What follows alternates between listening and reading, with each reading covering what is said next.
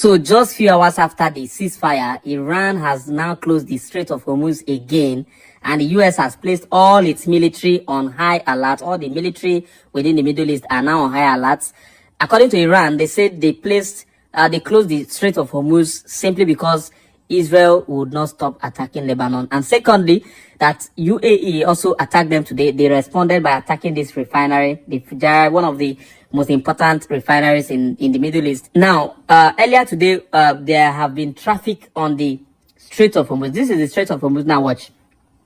So Iran created what's it called, a toll gate, not a toll gate per se, where people go to take verbal permission before vessels can go through. Ordinarily, they will pass through the wider part, but because of the verbal permission they need to give you, you have to go through that tiny channel, go in, get the permission, and then move in.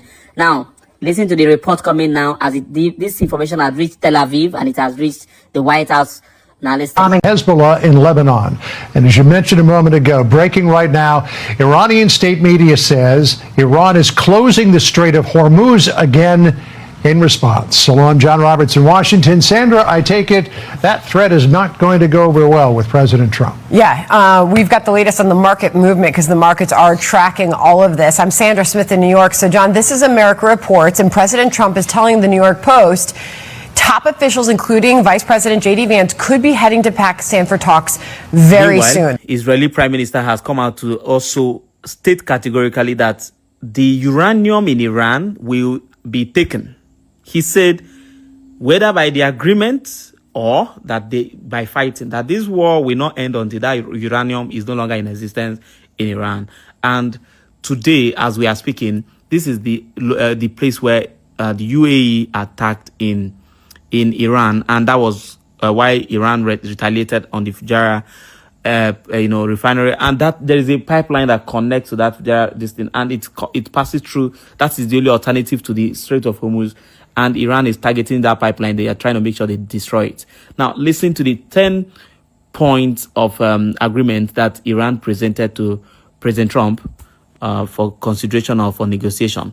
Meanwhile, those are vessels, going through the Strait of Hormuz earlier today before Iran decided to close it down again.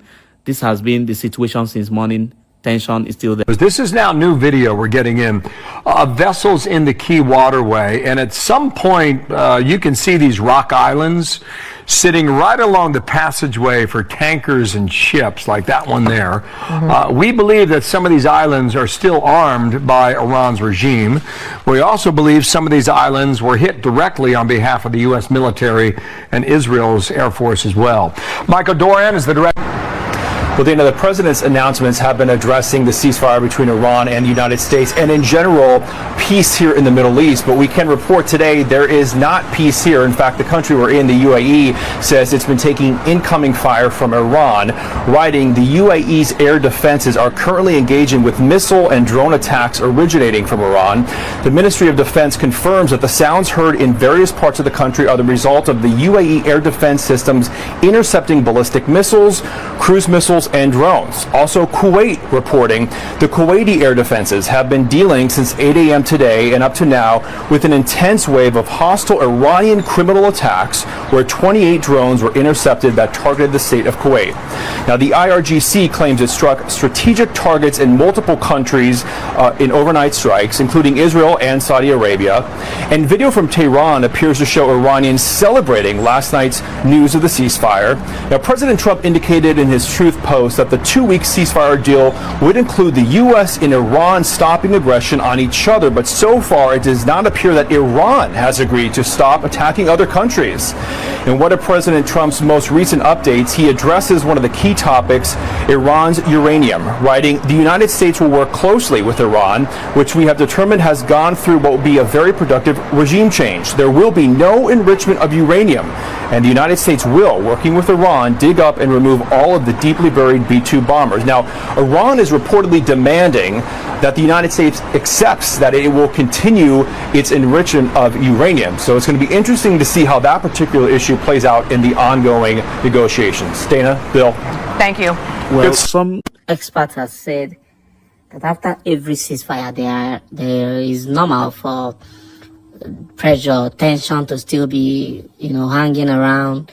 It's just a moment for as far as these issues are not yet fully addressed, it is just going to be a moment for people to regroup. Iran is going to be, possibly at this moment, taking delivery of weapons from China and Russia, re-equipping and rearming themselves in preparation for the continuation of this war. And this tells you one thing, that the next phase of this war, if it ever happens, is going to be more destructive than what we've seen before. But we're being hopeful that at the end of this negotiation, that peace will prevail. Whether we like it or not, Iran, as the Israeli Prime Minister has said earlier, that Iran will have to give up their uranium enrichment, otherwise the war will continue until it is destroyed.